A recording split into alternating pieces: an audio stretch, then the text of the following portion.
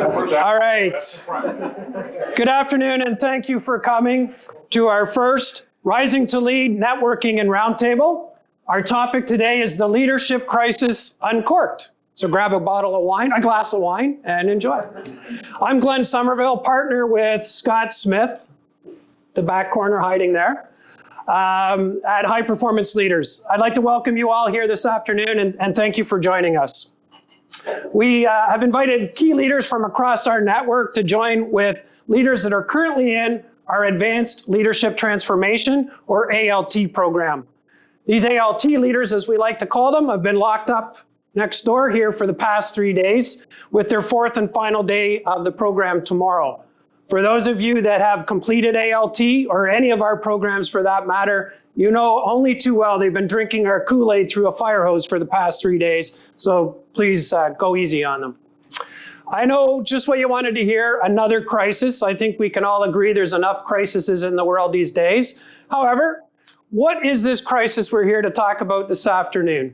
So show of hands, how many of you would say you're currently experiencing some type of leadership challenges within your organization? Show of hands. All right. Those who didn't raise your hands, do you feel some challenges on the horizon? Show of hands. Okay, I'll do that at the end and see if there's any change. I, for one, believe that we are currently in a leadership crisis.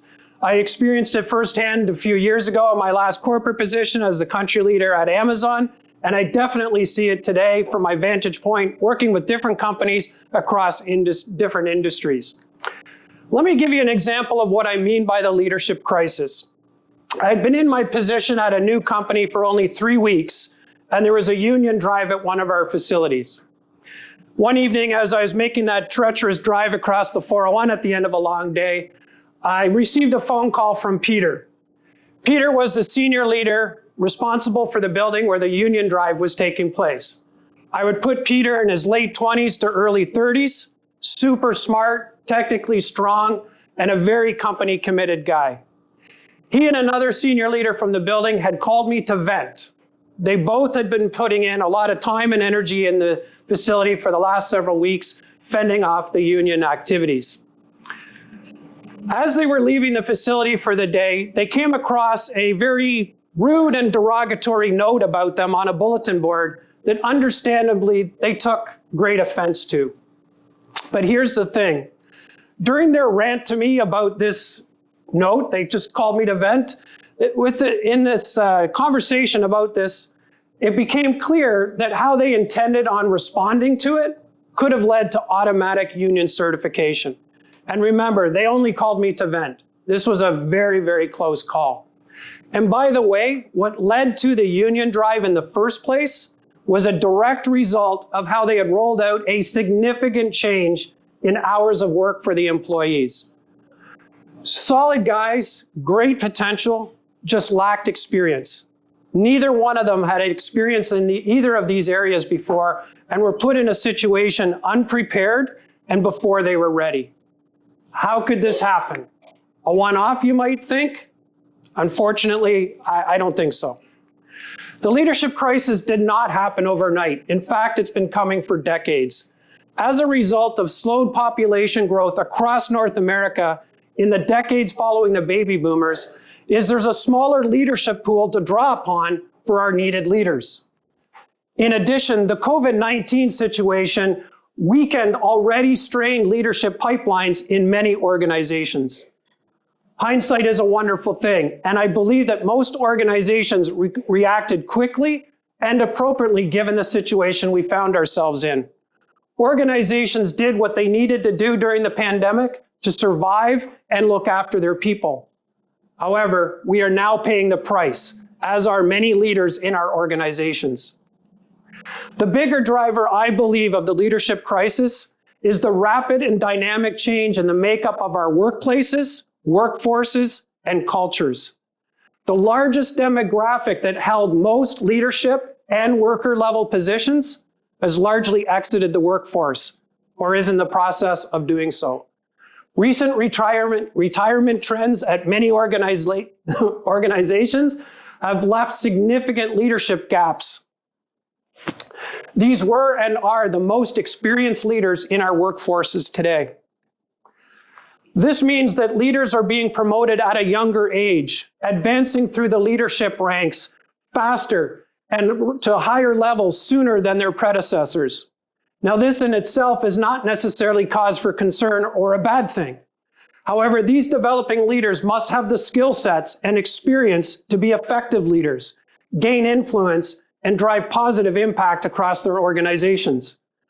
Unlike their predecessors, though, many of these leaders typically need and desire more support and coaching than they're currently receiving in order to gain experience and increase their confidence. A study by the Corporate Research Board determined that 60% of new managers fail within the first 24 months of being promoted. They may be technically strong, but they lack the people and leadership skills to lead others. At HPL, we often encounter very solid technical people who have been promoted without any formal leadership development. Leading people without the proper skills and knowledge is like herding cats. Here's a more recent example from my current role as a leadership coach. Mark, who is in his mid-20s, was recently promoted to a new leadership position. And it was recognized at the time he needed additional support and coaching, as this was a very big step for him. During a coaching session, he shared his frustrations about a long-term employee who had been taking full advantage of the organization for years, and now of him.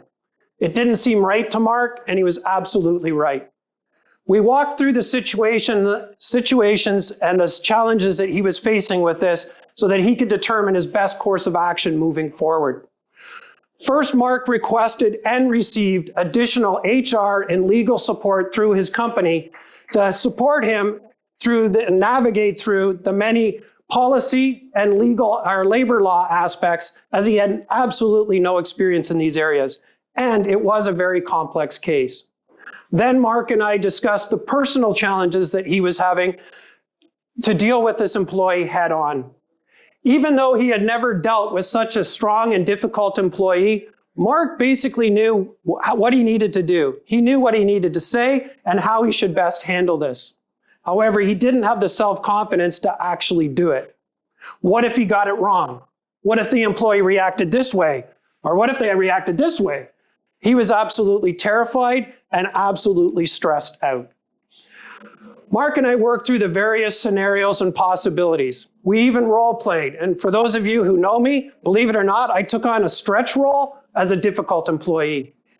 The day came, what's with the laughter? The day came and Mark addressed the situation with the employee. He set his expectations and sought their commitment. Conversation went extremely well, and Mark was thrilled. It was a huge weight off his shoulders, and the situation was finally being addressed. Unfortunately, as somewhat expected, the employee failed to meet their commitments, and eventually they were terminated. Not the outcome you may have hoped for, but it was the right outcome in this situation, believe me. Beyond this example, Mark has often shared with me the challenges that he's faced, and almost every single time he was on the right track. However, he lacked the confidence in himself that he actually was. Mark is an enthusiastic leader, eager to learn, and has great instincts, but lacks that confidence and is afraid of making a mistake. Without coaching and additional support, Mark would have absolutely been part of the previous slide statistics. The thing is, Mark is not alone. Many leaders are very similar to Mark. They lack confidence and need additional support and coaching to be successful.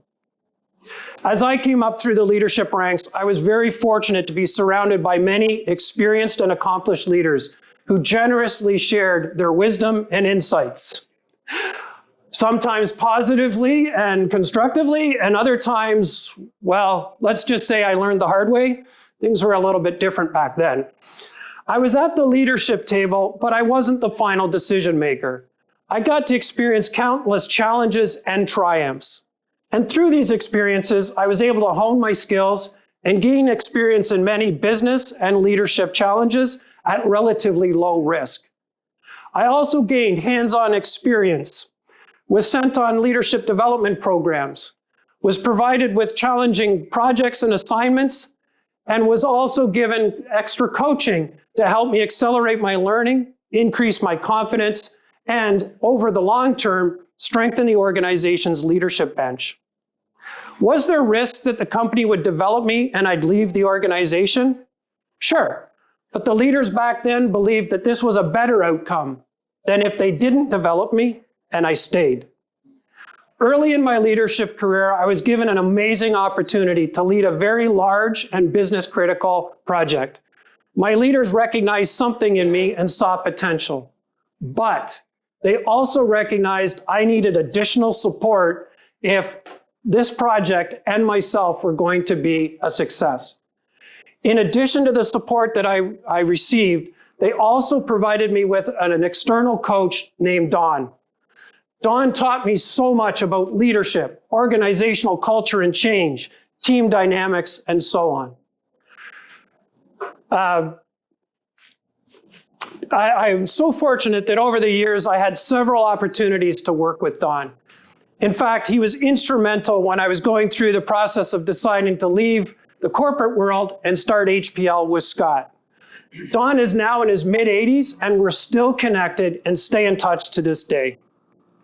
The result of these various leadership contributors is that we have or are likely to have leaders that are unprepared for their responsibilities, creating a fire-ready aim type of environment.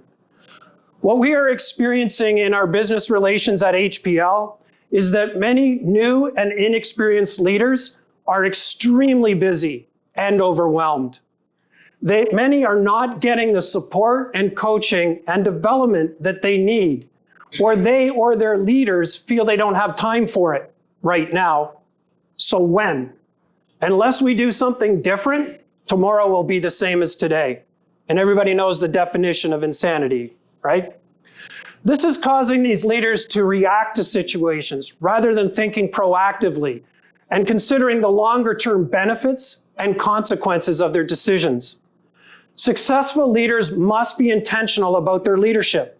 This means being deliberate and strategic about what you do, how you do it, and equally, what you do not do. Inexperienced leaders are living in the moment. After all, it is what they've grown up with. However, this can create risk for them and the business.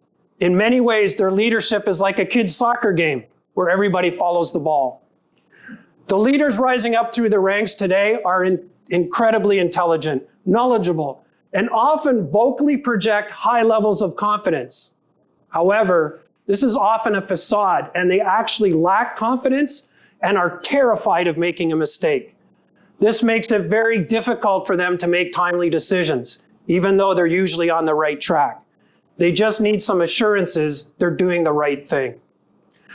As with the new managers, it's equally scary when it comes to the executive levels, where the same study indicated that 50 to 70% of executives fail within the first 18 months in their positions. This statistic is the same whether it's an internal promotion or an external hire.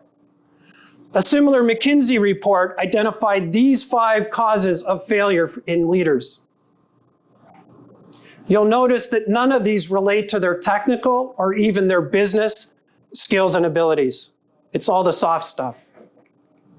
BDC conducted a study with the University of Montreal as it relates to new business startup leaders and entrepreneurs.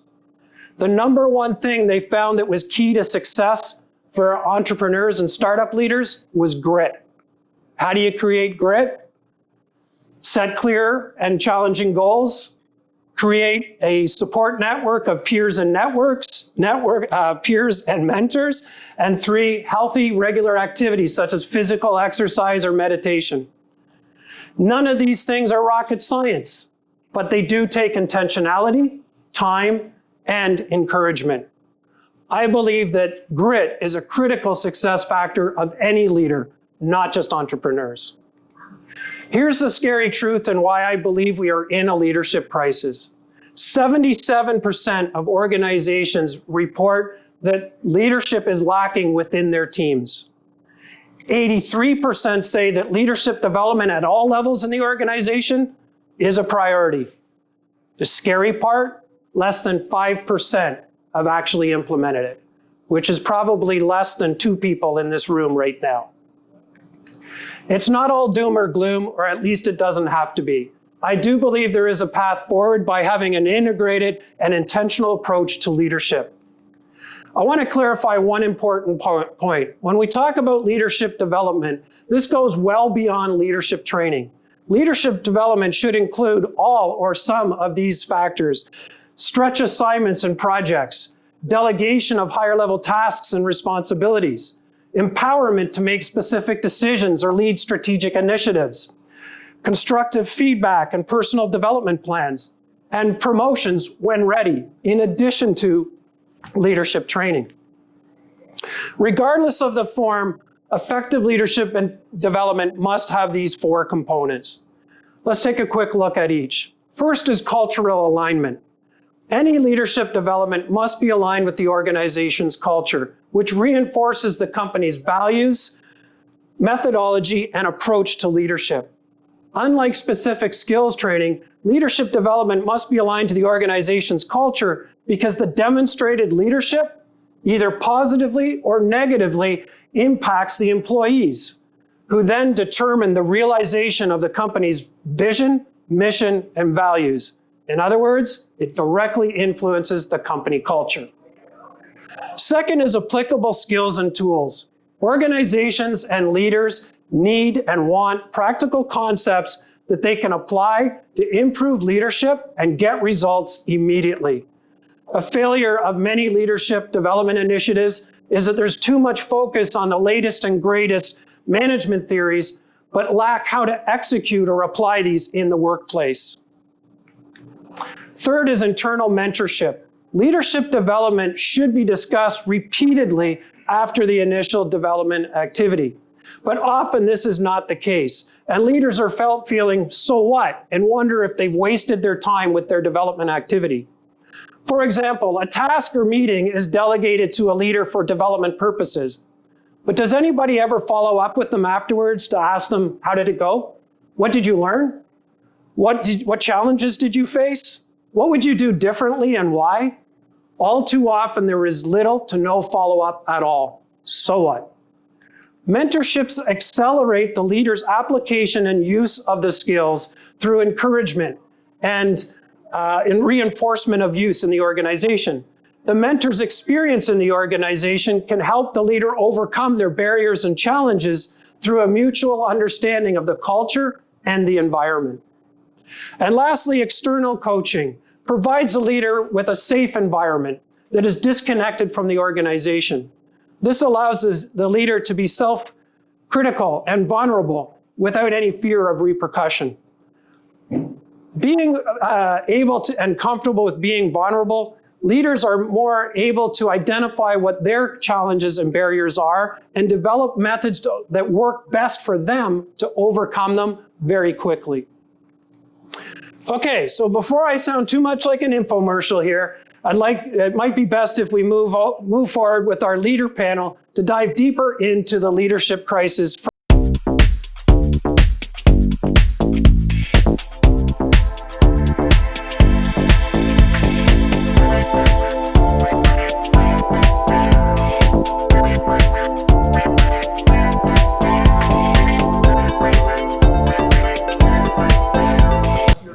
All right, Darcy, I'll start with you.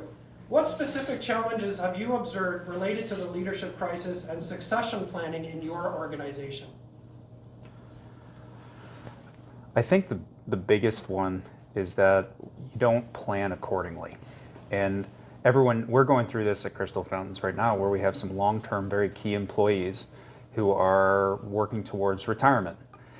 And bless them, because a lot of them have given us multiple years of being able to know this sort of runway.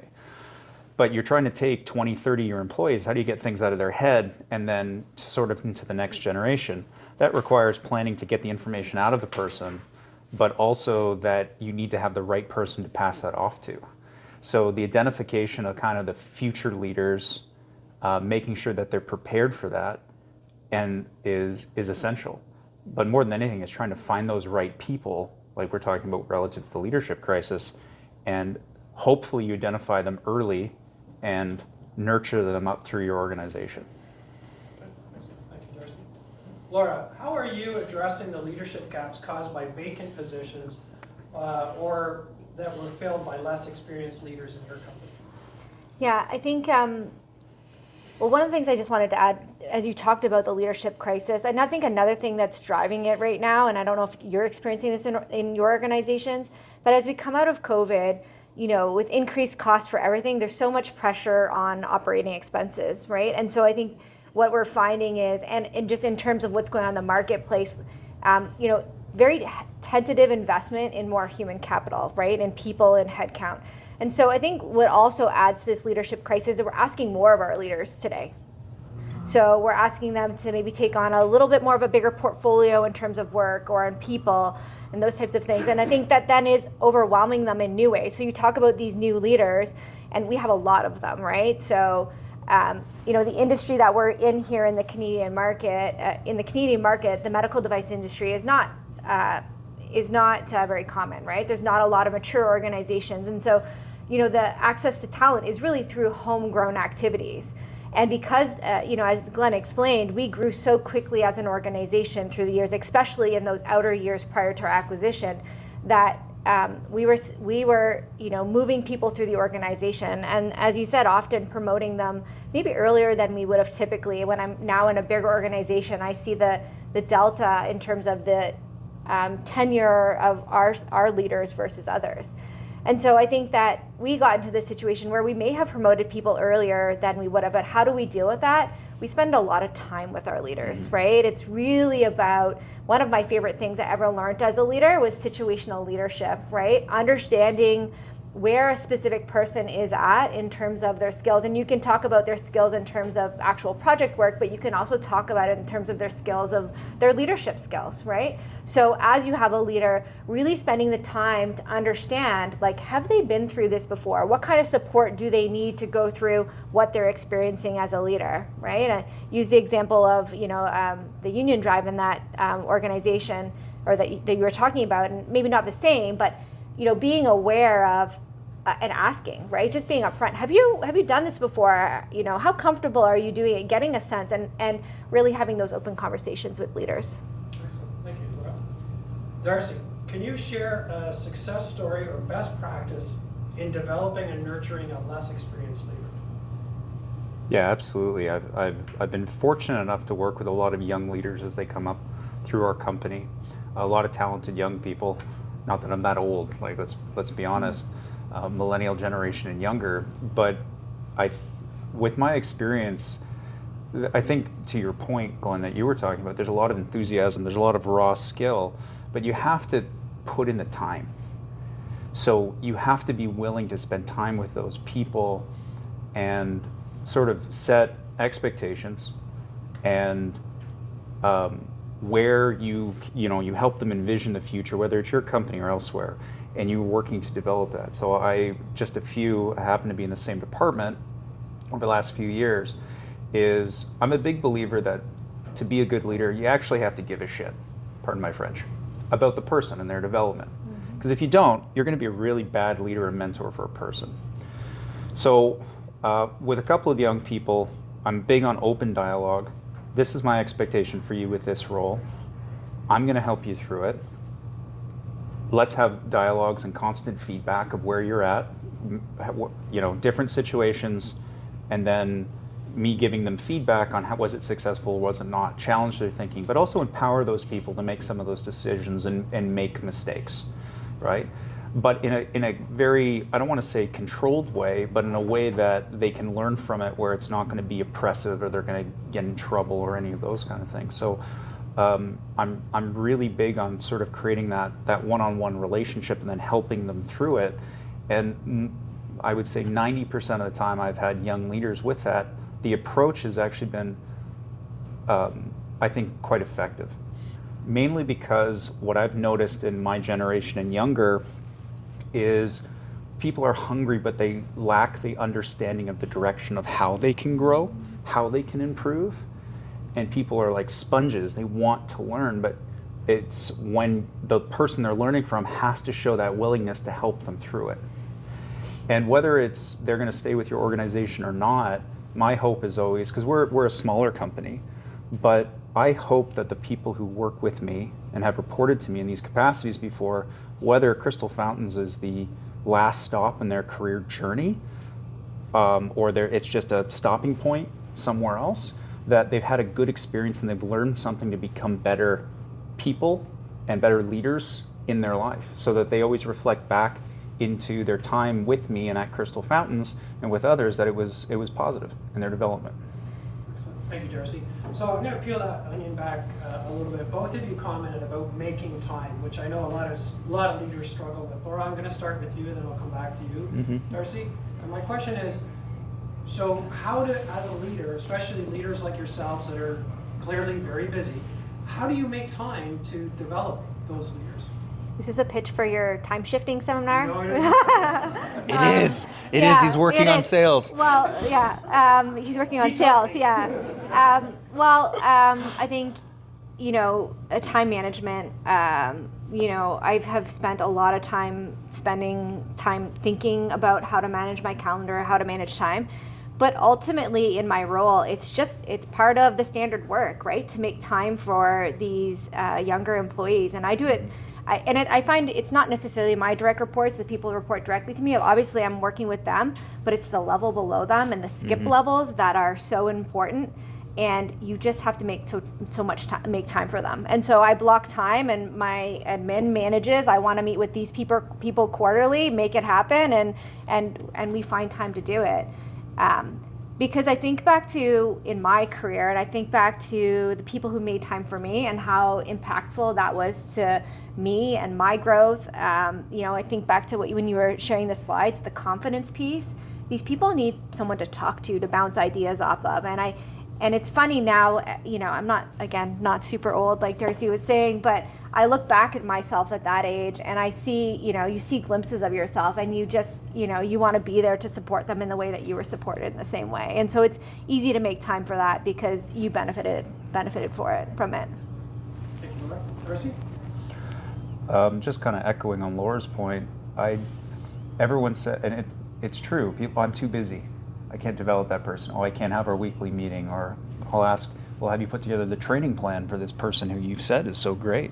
Oh, no, we haven't done that yet. Well, why? Oh, well, the day-to-day got in the way.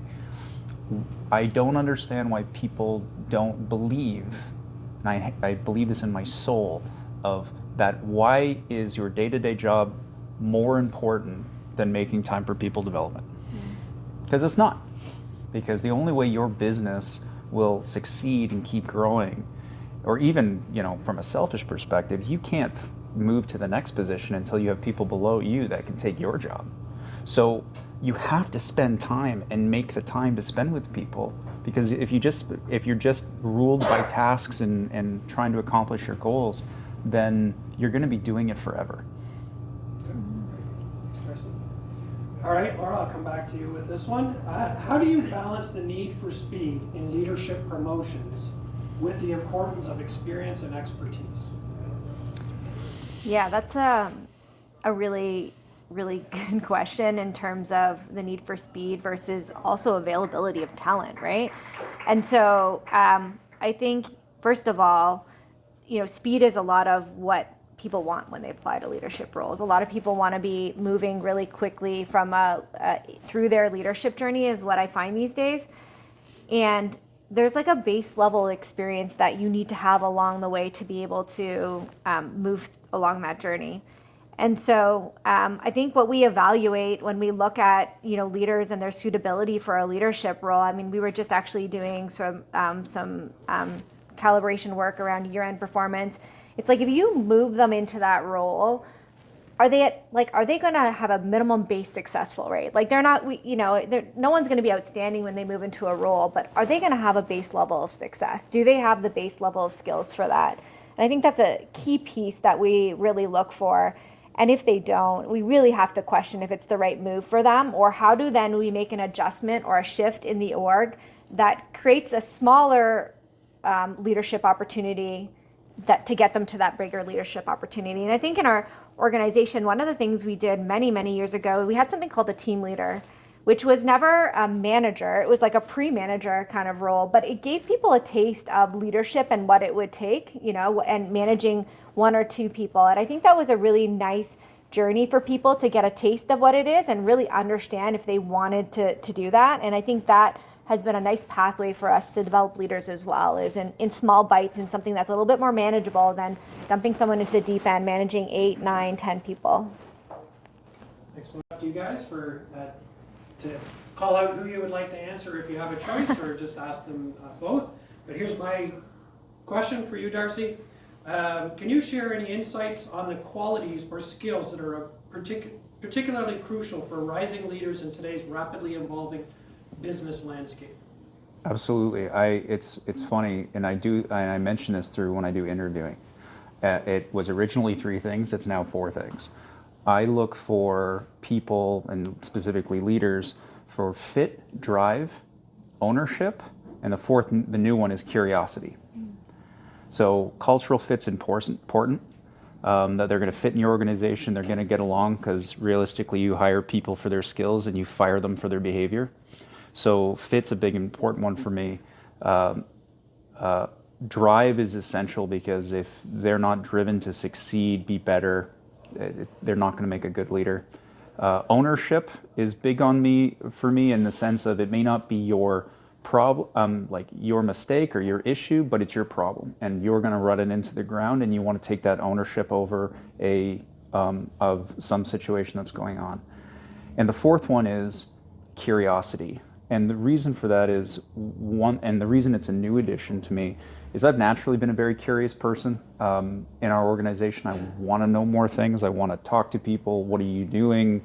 How does this tie into the bigger picture? How is this product being made? Just educate myself. I've found there's a lot of people who and my generation's really bad about it, is you sit at your desk or your home office and you never move, and you only talk with people within your sort of realm of, I don't want to say control, but like your realm of your day-to-day life. And this happens even in leaders in my organization. So I have a rule, which is get your ass out your chair. Like actually go and walk around. Because if I ever hear from someone, well, no one told me, go ask. It's not that hard. So if people don't have that natural curiosity to learn more and want to learn more and educate themselves, it will, in my experience, it's created a reliance on, well, if you train me, I will do it. If someone tells me, then I will do it. No, it's your responsibility to go out. And you can't train that mentality, and it's super important to me in my experience. Thanks, Darcy. All right, Laura. My question's for Laura. So I wanted to actually step off the team lead question. So a lot of us strive for operational efficiency, and that's one of those rungs that's easily justifiable removing. So you were, in your intro, you were precluding to that drive towards operational efficiency. Would you advocate then for reinstituting or forming some form of team lead position as a development opportunity?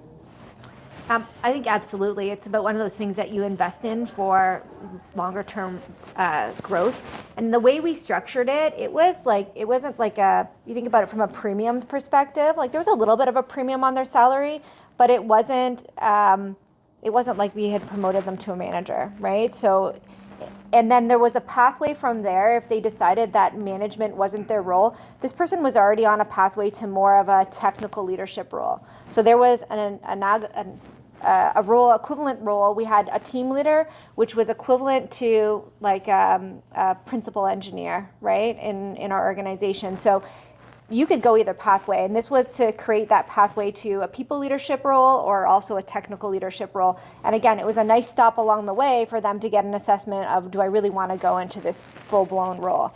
And ultimately, like, I think the reason why it was a good investment, if you think about how many people, and I don't have the exact numbers, we would have actually moved to the principal and decided this isn't the pathway for me. In fact, we were having a conversation today about one of those.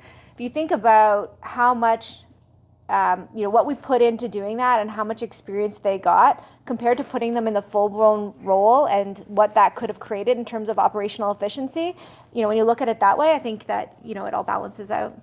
So So you gave them a pathway out instead of Out of the it's not out of the instead organization. of potentially leaving them as a blocker for somebody else to try and develop as well. Exactly. Yeah. Thanks, Daryl. Anybody else? Any other questions? Peter, is that you? Yeah, it is. Hey, Darcy.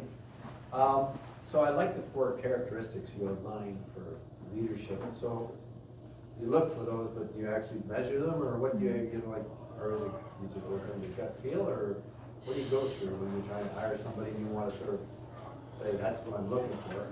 Well, I think it's one of those, when you're hiring people, we've done behavioral interviewing and all those steps. We do multiple types of interviewing depending on the seniority of the role.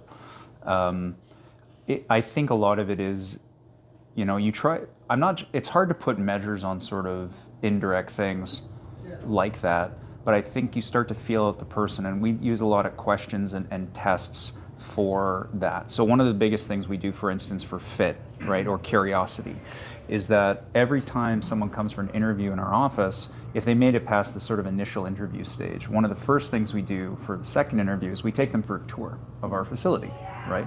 Because no one knows fountains. We never hire anyone who knows fountains because it's a weird little niche industry, right? We all know that. But when I tour someone and they don't ask questions, or they don't seem interested, or they say, what's this, or can I ask you this question, or what have you, well, that's a telling sign to me. Or when people have shown up to an interview and they haven't researched your company whatsoever, I'm like, well, there's no interest, right, really. So you try to fess those things out during an interview, but interviews are crapshoots. So I'm very big on when you have a new hire, you're setting expectations. They're JD, what you expect from them in the first 30, 60, 90 days. We do a performance review at 1 month. We do a performance review at 3 months and 6 months. You set the expectations for the person, you help them to that level, and we've had people who've been great at 3 months and failed at 6 months. But it's, you're setting the expectations and you're trying to make sure that you're engaged enough with that person, that you're measuring, like you're keeping them with those 4 things in mind. And if it seems like it's not working out, you just gotta cut the cord. Not sure if that answers your question or not. I think there's a question at the back there. Yeah. My question is for Laura. I really like what you said about standard work, being a part of developing young leaders, being able to make time for them. So the leadership standardized work, I think it's a great tool to build leaders from within. So my question is on, have you faced any resistance when you were putting out the leadership standardized work or the standard work that like people asking you if I've done this for so long, I don't need to be told how to conduct the standard work? Yeah, absolutely. And I don't use leadership standard work with my leaders right now. It was funny that I was talking to Scott about, now that I'm in sort of more of the business world, like not business world, but not in the hardcore operations. He asked me do you miss that? And sometimes I do, right? Like the regiment of the systems and all that. I love that. And so, but back to when I was doing that with leader standard work, I think the first thing was always just making sure I was doing it myself and holding myself accountable to it, because how could I hold my team accountable if I wasn't doing it myself? And it just became part of our standard work as a team to discuss our standard work. That being said, was it perfect? Absolutely not. There's some people that wholeheartedly adopted it, and there were some people that you had to bring along along differently from that perspective. But just, and it became, again, part of my standard work to have a conversation with them about their standard work, right? How are you doing on your standard work? What's in your standard work? Do you need to change it? Do you need to add something? Those types of things was always part of my leader standard work. Samir. So thank you. This has been great insights that you guys are sharing. What do you do, Darcy, as you were talking about leaders failing, being successful at 3-month mark, and then failing at 6-month mark? In your observation, what have you seen? What do you guys do when a leader is failing? And is it because of lack of support, or is it because they lost interest in the business? What are the measures that you put or mechanisms that you put in place that helps them to either get out of it, or it helps you to weed out that leader from the organization and bring a new talent in? I think, again, it's all about setting the expectations on, this is the reason why I find these performance reviews so early very helpful, is you're setting the expectation with the employee, with the leader, and what you're hoping with them. And especially when you have a leader that you're bringing in who's going to be managing, engaging with people, you have to watch that really closely relative to the team dynamic, right? So there might be, we've had situations where we have new leaders in areas with tenured employees, and they don't necessarily like an outsider coming in. Depending on how good that person is, then you may have to be involved not just with the person, with that team, to sort of lend that leader your credibility for the team. Like, guys, you know me, you know, this person's coming in because we know we needed this role. You know, we're all doing this to move forward, all of these other kind of things. But you have to seriously watch the engagement with that person, with the team, and are they doing the things that you expect from a people management perspective? Because we've hired people in the past for just the sake of transparency, and it's been a disaster with the way that they've managed and engaged with teams. And you can only, I don't want to use the word tolerate, but you can only coach for so long where it becomes a negative for a larger group, where you have to make that call. So you give a person as many chances as you can. I can't put a number on it, it really depends on the person, to make these changes in behavior. And if they're still not getting it, you have to make the change. I don't know about you, Darcy, but if I reflect back on when leaders weren't successful and we had to do something about it, I probably had a sign, even like I knew, like, you know, but you were either, we were so desperate we needed someone, or like we felt like we had exhausted the pool, so we kind of made a sacrifice. And you know, from that perspective, so if I look back on some of those leaders that didn't work out, you know, like your spidey sense was already going off, right? Totally. So I think that's super important. Thank you, sir. Dan, did you have a question? Yeah, it's kind of interesting, your commentary on standard work, and Darcy, you were talking about curiosity. Curiosity and thought and creativity in your innovative leaders, because there's innovation leadership and there's operational leadership. So standard work drives kind of people towards some kind of standard process and a certain regimen to get things done. But creative leaders, the curious leaders, instantly want to buck against that standard work because they want to try something different that leads to innovation. So how do you kind of balance the worlds between curiosity and latitude versus standard work and practices?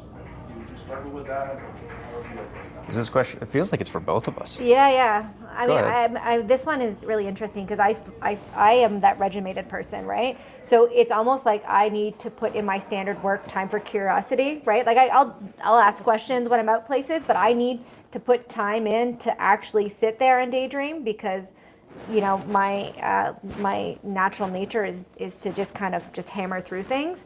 And it's really interesting because there was actually a Harvard Business Review had an article. I don't know if anyone gets the management tip of the day. It's one of my favorite daily readings, probably the best one that I've ever had, and consistently read day in, day out.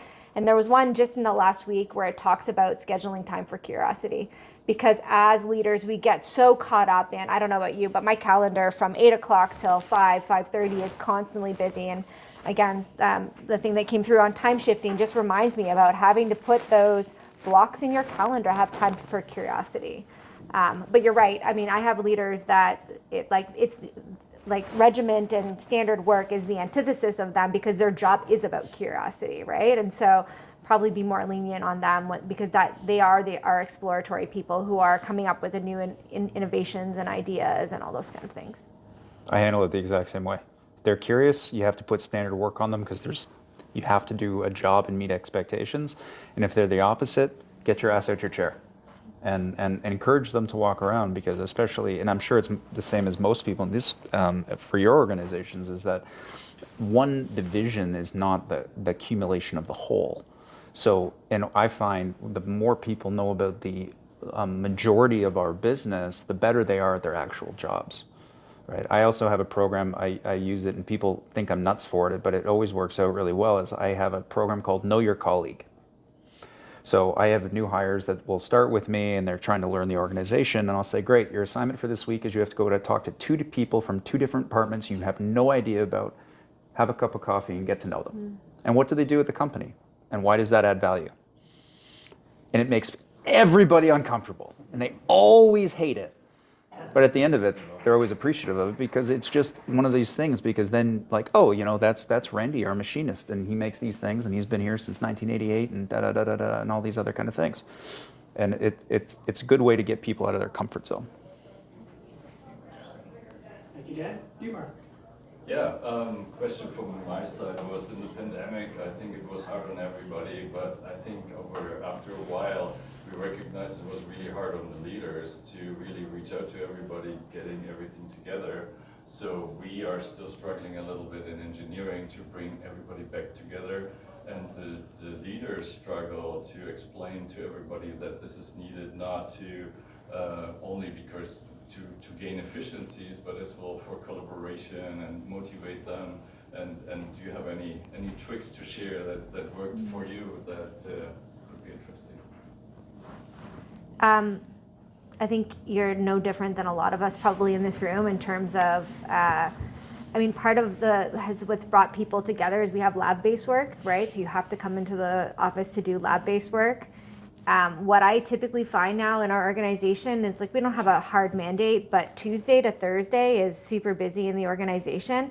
And the reason I feel people come to work, even if they don't need to be in the lab, is because those are the social days. So they come to work to be social now. So I see way more people having lunch together in the cafeteria and, doing things together on those days. And I think, as much as we talk about engineers not being like social people, in a sense they are. They want to be connected to people. So finding ways to bring them together and drive some connection then has them come back for that connection piece, right? And I regularly see those people coming back and having lunch together. And granted, we have a really young organization, so that's also part of their social life, right? And that's where they actually get human connection. But you don't have to go far to read it. We're all struggling with that. Yeah, I agree. I think it ties to me about the fit piece, and you can't build a culture unless you see people face to face. So there's a level, and I went through the same thing, like Laura said, I think we all did, was post-pandemic of bringing people back to work. And we had the same experiences. Most people want to be there for the social element and that connection, that human connection piece. You have a few kind of people who will resist that.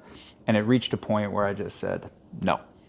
So we capped work from home days to 2 days a week, unless there's a specific circumstance, family, health conditions, whatever, just because we had to force them to come back and engage. And in the end, people weren't happy with it at the beginning, but at the end, everyone kind of like, oh, I get it, right? When we're all back and together again. It's the same reason with remote.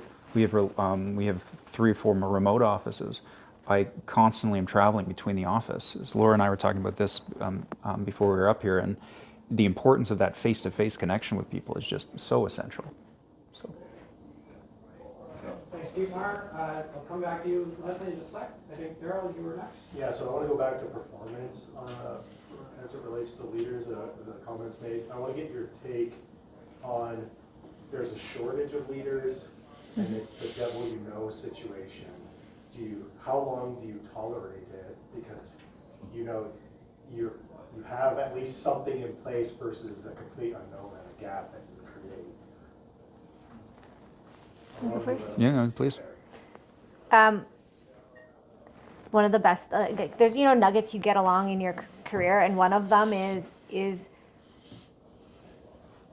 those leaders, they have a bigger detrimental effect to everyone underneath them. And they ultimately, the point where you are keeping them and now you jeopardize a bigger piece, whether it's a bigger pool of employees and all of that. Like that to me is just ultimately where it comes back to. And I have like very low tolerance for incompetency and leadership because they affect so many people. And we've all had that leader that affects you and how miserable that makes your life. And that's just not the culture that, we want to be part of. So I have like this much tolerance for, the level of incompetency where, someone's really affecting employees, right? And so, there's places where people are struggling because back to a skill gap or those types of things, and we'll work through those because those people have the right attitude. But if it's anything about behavior and how they treat people, like that's just a core value that I don't have time for. Yeah, I agree, because realistically, you've already made your choice, right? So if you're not going to spend the time developing that person, you feel like it's a lost cause, it's a time game. You're going to do it now or you're going to do it later. Thanks, Daryl. All right, we'll go to Leslie and then maybe one more question after that. Leslie? On a daily, quarterly, and annual basis, what brings you the most joy in those 3 time periods? You go first, I think. On a daily. So at the end of the day, what brings you joy? You're like, yes, I did that. And then on a quarterly basis, reflecting back, what brings you joy? And after the year, looking back, saying, New Year's Eve, you're like, you're raising your glass. I think, and Glenn had a kind of, personally for me in my bio, I joke with Glenn and Scott because I always joke, I say I'm a recovering sales guy now that I'm in my role now, for many years of doing that. But I was never the person who kind of got excited about like closing a deal and those kind of things. I like progress and moving forward. I think no one likes to be stagnant in their job. I think what brings me the greatest joy, and it's tied to the daily and quarterly and the yearly, is I like seeing other people succeed and grow within our company. So I love when people are faced with problems and they solve them on their own. I always say if I have to get involved in solving a problem, it's a bad day because it means that someone else wasn't able to make that decision. So when I see people are sort of growing and developing, getting promoted within our company, expanding their knowledge, that's what brings me the most joy. Makes sense. So that's on the annual basis, so quarterly and daily. Well, quarterly, I think it would be the same thing where you actually, because if we have like training and progression plans relative to those things. On a daily, I'm not sure I have what would bring me the most joy. I would say as long as there's not a major setback. Because when nothing's worse as, HR reports to me, if you're starting to deal with people issues and you're getting a sniff of bad issues of culture, I think I have more clarity on what's a bad day than what's a good day. Not sure that really answers your question though. I think quarterly and annually, it's about progress in learning, progress in the business, progress in achieving our goals, our missions, our vision. And then on a daily basis, the way I think about this is like, when do I have a little extra skip in my jump after the end of the day? And I think that those are the days where you see an aha moment, right? Not necessarily a personal aha moment, but like something clicks, or you moved forward on something that was stuck. Those types of things. I think those are the days where I that was a good day. Thank you, Leslie. Kevin? So, you guys have mentioned a number of different leaders. I'm just curious if you've run into issues with leaders that have struggled through their journey and they've kind of run into walls. They've been able to overcome them. Do you have any examples of those challenges that they've had? Are they common amongst different leaders, or are they always different? You go first. The most common one that I see, yes, I've had it many times.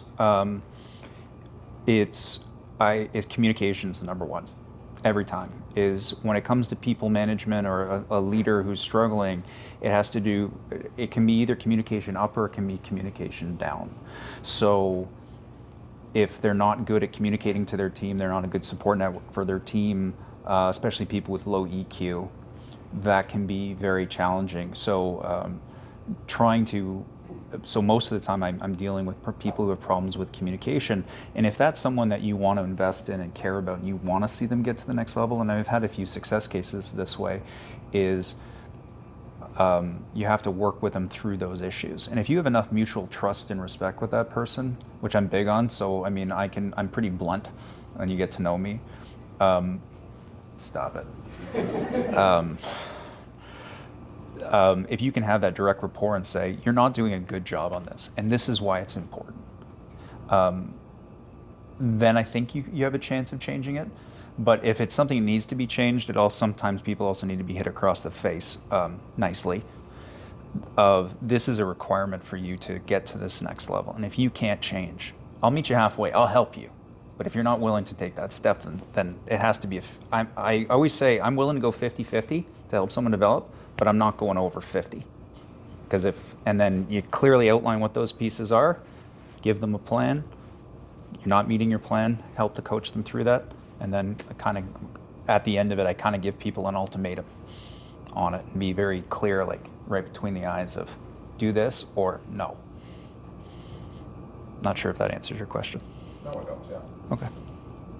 I would probably say one of the most common things that I see is confidence.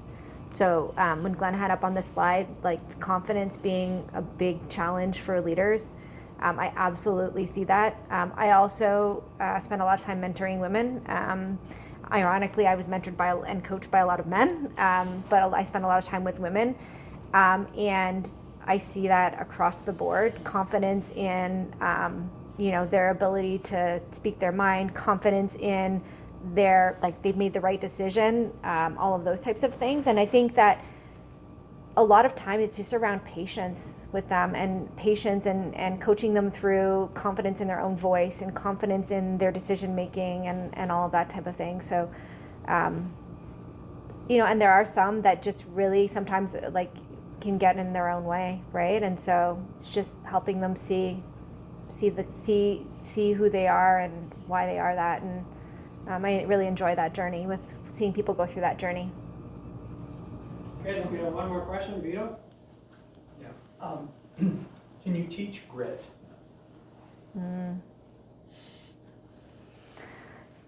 So I feel like I learned my grit from my grandmother, so she taught it to me. So I think maybe the question is, can you teach grit at a later age in life? Is a really, really good question. My grandmother, she ran her own business. My grandparents had a marina on a lake in Ontario. And so from a very young age, got exposure to when you run your own business, like what that takes, grit and determination to make it successful and all those kind of things. So I feel very lucky to have been exposed to that. My mother was an engineer as well. So her grit and determination to have women be, see more women as engineers and all of that. So I think, grit is taught through exposure. And so, if someone doesn't come into the business with grit and determination, I would also say determination, a bit of there. I love what Darcy says about drive, like that's a huge piece. And so I think that there is an opportunity if they have the right model of behavior that they could learn grit. But fundamentally, I'm looking for it just like Darcy. I see grit and drive kind of being a similar type thing. Totally agree with you 100%. I think I'll use the ultimate sales answer of it depends. So it's one of these things, exactly like to your point, is if some people just haven't had that exposure, and you got to see how people act under pressure. So I've dealt with a lot of really talented young people who've come out of university, super intelligent, school was easy for them. And then they start, okay, well, you got to reach a point, you can't baby people. So you got to throw them into the fire. And some people, and you coach them and you help them, but some people can handle it and some people can't. And so they just need those, like Laura was saying, they need that exposure, and you'll learn very quickly if they can handle it or not handle it. And I've had to go both ways. Professor out there, behavioral scientist. Thank you. Okay, I promise, last question. As a young leader myself and an entrepreneur, kind of being in that group that we were discussing quite a bit today, I was wondering if the two of you have any advice for me as I'm trying to figure my way out and move up through the ranks. What advice do you give to young people who want to aspire and be great leaders? What would you recommend? I think it's all about people, right? And just if you fundamentally have a passion and care for people, then you're well on your way. I think if I heard this line recently that I like, though it's a dangerous one, so be careful of the context. If it has to be, it's up to me. So if you want to learn and develop and be a leader, then part of that is to make sure that you're pushing for those opportunities for development. And I see this in sort of my age and younger, is that people seem to wait. Well, I'm waiting for you to teach me. I'm waiting for you to lead me, which there is a responsibility from the elders to do that. But a lot of the times, some of the biggest promotions we ever get into people is that someone's left for whatever reason, and someone else walks into the office of myself or our CEO and goes, I want that job. I want that. I want to do it. And you want it? This is the expectation. Yep. It's yours. And I'll help you. So you have to create those opportunities, whether you're learning from others, you're finding coaches, getting someone to help you find coaches, finding groups, peers, these kind of things. You have to make sure your own development as a leader is a priority for you. Because if you're waiting around for someone else to do it for you, it is never going to happen. Or not never, but most of the time not.